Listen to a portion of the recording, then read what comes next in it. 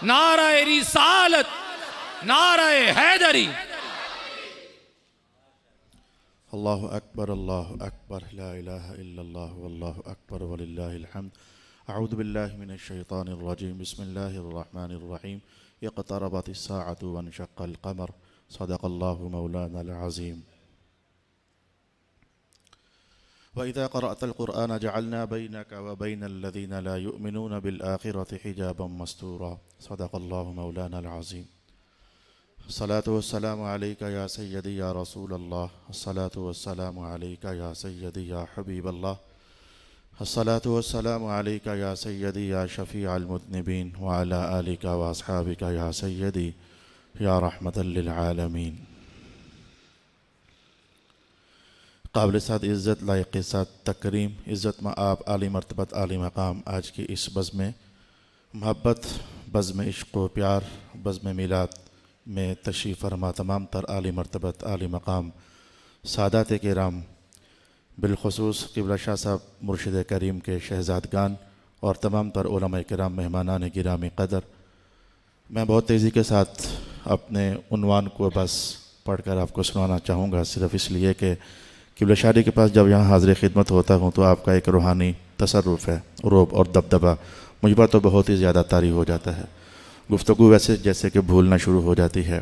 आपका हुक्म निभाने के लिए और हुक्म की तकमील के लिए मैं जो मुझे 12 मिनट का टाइम दिया गया है, इसमें 2 आयात बैयिनात मैंने आपके लिए पढ़ी हैं, जिसमें रसूल पाक अलैहिस्सलातु वस्सलाम की अज़मत की बात और आपकी शान और रिफ़त और बुलंदी की बात मैंने आपकी खिदमत में अर्ज़ करनी है।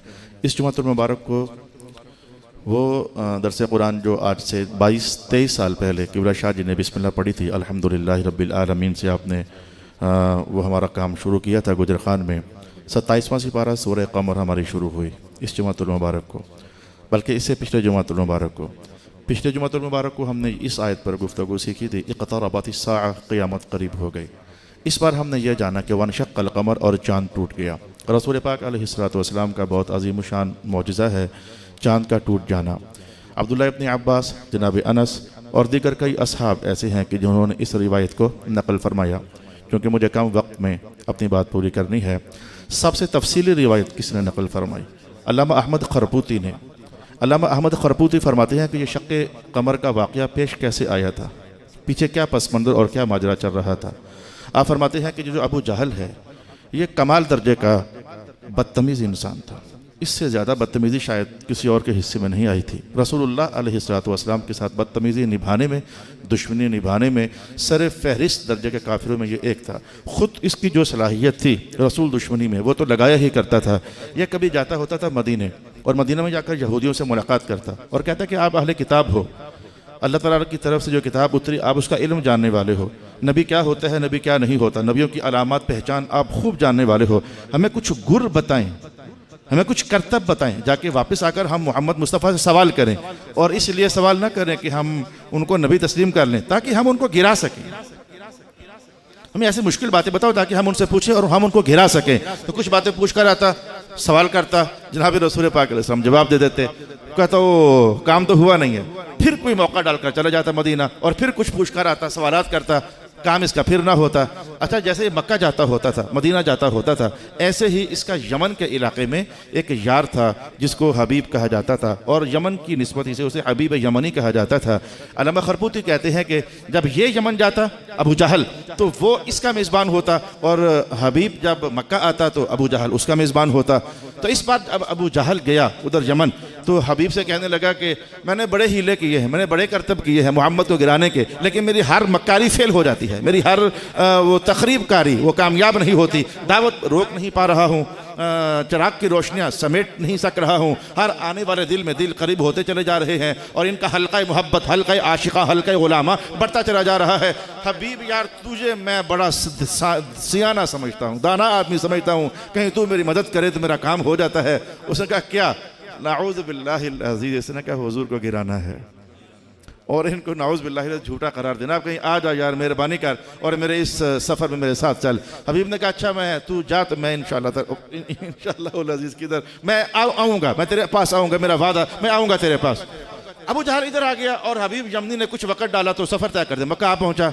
और आकर के हाँ जी क्या बात है, कहा कि हमने हर ये तरतीबें हमने की हैं लेकिन नाकामी हुई है। अब बता तू दाना, तेरे दानाई से हमें क्या फ़ायदा हो सकता है। उसने कहा जैसे करो 14, 15, 20 के करीब बड़े जो सरगना किस्म के लोग हो इकट्ठे हो जाओ और मेरे साथ आओ, हम मोहम्मद से बात करते हैं। तो असल तहरीक इसने उठाई और जाकर के कहने लगा हाँ जी फिर आप बताएं मोहम्मद के आपकी दावत क्या है। रसूल पाक अलैहिस्सलाम ने कहा मेरी दावत यह है कि ला इलाहा इल्लल्लाह मुहम्मदुर रसूलुल्लाह, अल्लाह एक है, अल्लाह के सिवा कोई माबूद नहीं और मैं मोहम्मद अल्लाह का रसूल हूँ, यही मेरी दावत है। अब यहाँ से इसने अपनी चाल चलना शुरू की और कहने लगा और मैं जो कहने जा रहा हूँ इससे पहले जान लें, जैसे अल्हम्दुलिल्लाह रब्बिल आलमीन सूरत अल-फातिहा इत्तिफाक है, कुरान की सूरत है, कोई इख्तिलाफ इसमें नहीं है। कुल हुवल्लाहु अहद कुरान की सूरत है, कोई इख्तिलाफ इसमें नहीं है। नमाजें 5 हैं, इसमें इत्तिफाक है, कोई इख्तिलाफ इसमें नहीं है। ऐसे ही जादूगरों का इत्तिफाक है कि जादू का असर ज़मीन पर चलता है, आसमान पर नहीं चलता। जादूगरों का इस बात पर इत्तिफाक है। और मक्का में ये मशहूर हो चुका था कि रसूलुल्लाह सल्लल्लाहु अलैहि वसल्लम जादूगर हैं। उन तमाम तर तोहमतों में से और शरारतों में से एक तोहमत ये लगाई जा चुकी थी मोहम्मद मुस्तफ़ा जादूगर हैं। तो हबीब इस बात को जानता था कि जादू का असर ज़मीन पर चलता है, आसमान पर नहीं चलता। इसने कहा कि अच्छा आप फिर कहते हैं कि आप अल्लाह के नबी हैं। कहा मैं अल्लाह का नबी हूँ। मशहूर था कि जादूगर हैं। हबीब कहने लगा आप ऐसा करें, अगर आप अल्लाह के नबी हैं तो 2 बातें हैं मेरी, पूरी कर दे, मैं समझ जाऊँगा आप अल्लाह के नबी हैं। और कहने लगा मैं बताऊंगा बारी बारी, इकट्ठी नहीं बताऊंगा, बारी बारी बताऊंगा। तो हुजूर ने कहा अच्छा चल ठीक है, पहली बता, पहली तेरी कौन सी बात है पूरी करूं। उस कहने लगा पहली बात मेरी ये है कि आप ऐसा करें कि आसमान का जो चांद है इसे तोड़कर ज़मीन पर बुलवाएं। अंदर खाते शरारत ये थी कि जादू हुआ तो आसमान पर तो चलता ही नहीं है, अगर चल गया तो जादू नहीं है, जादू हुआ तो चलेगा नहीं, चल गया तो जादू नहीं। अच्छा इसने कहा कि चांद तोड़वाइए। रसूल पाक अलैहिस्सलाम से फौरन इशारा किया, चांद टूटा, ज़मीन पर आ गया। इस पर तो मैंने बहस करनी नहीं है, ये तो कुरान पाक ने कह दिया इन शक्कल कमर। दिलचस्पी मेरी आगे बढ़ी हुई थी, जिसकी खातिर यह रिवायत मुझे पड़ गई। मैं सुबह से लेकर अभी तक हाजी की बोला कोई और ही याद कर रहा था, मैं ये सुनाऊंगा ये सुनाऊंगा ये सुनाऊंगा, यहाँ बैठे बैठे लड़का नहीं तो ये सुना, उन्वान ही एकदम से बदल गया। ये इस दिलचस्पी की वजह से अब आपको भी दिलचस्पी में अपना मैं हिस्सा आपका देने लगा हूँ। तो कहने लगा चांद का हाथ तोड़कर ज़मीन पर आ गया। हुजूर ने कहा दूसरी बात बता। कहने लगा दूसरी बात मेरी ये है कि आप बताएं, आप बताएं कि मेरी दूसरी बात कौन सी है। अल्लाह अकबर। रसूल पाक अलैहिस्सलाम ने कहा अच्छा ये दूसरी बात जो है ये मैंने बतानी है। कहा जी आपने बतानी है। तो रसूलुल्लाह अलैहिस्सलाम ने कहा असल माजरा ये है, तो जब घर से चला था ना तो तेरी एक बेटी है, जब वो पैदा हुई थी तो उसकी आंखें काम नहीं करती थी, नाबीना थी। और दूसरी बात यह कि उसकी टांगें भी काम नहीं करती थी, वो लंगड़ी थी। और तीसरी बात यह है कि उसके कानों में अल्लाह ताला ने सिमात की ताकत भी नहीं रखी हुई है, इधर से नाबीना है, इधर से बहरी है और उधर से वो लंगड़ी है। तो तुझे घर से चला था ना, तो तुझे जब ये पता चला कि मोहम्मद से बातें करनी है तो तू ये सोचकर आया था कि मैं क्या करूं, इसका लंगड़ी है, नाबीना है, बहरी है, क्या करूं इसका।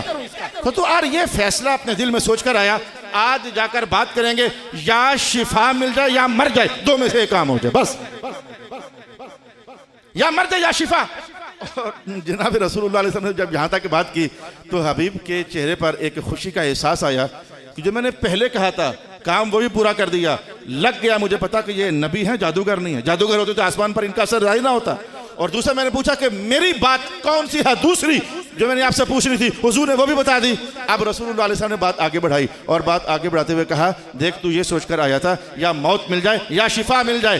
तो मोहम्मद मुस्तफ़ा सल्लल्लाहु अलैहि वसल्लम किसी को मारा नहीं करते हैं। दूसरा काम मैं कर देता हूँ, तेरी बेटी को शिफा नसीब हो जाएगी। अब तू जब यहाँ से जाएगा तो देखना तेरी ना देखने वाली बेटी देख रही होगी, ना सुनने वाली बेटी सुन रही होगी, ना चलने वाली बेटी चल रही होगी। हबीब ने कहा बात पहली भी पूरी कर दी, बात दूसरी भी घर की मेरे थी और बता मोहम्मद ने इधर दी। जो मोहम्मद दोनों बातें सच्ची बता रहे हैं तो जो आप ये कह रहे हैं ना शिफा हो गई है तो शिफा भी हो ही गई होगी। कहने लगे मोहम्मद मेरे जाने से पहले मुझे अपना तो बना लीजिए और पढ़ा दीजिए ला इलाहा इल्लल्लाह मुहम्मदुर रसूलुल्लाह सल्लल्लाहु अलैहि वसल्लम। इक़्तरबतिस साअ वनशक़्क़ल क़मर। सदक़ल्लाहु।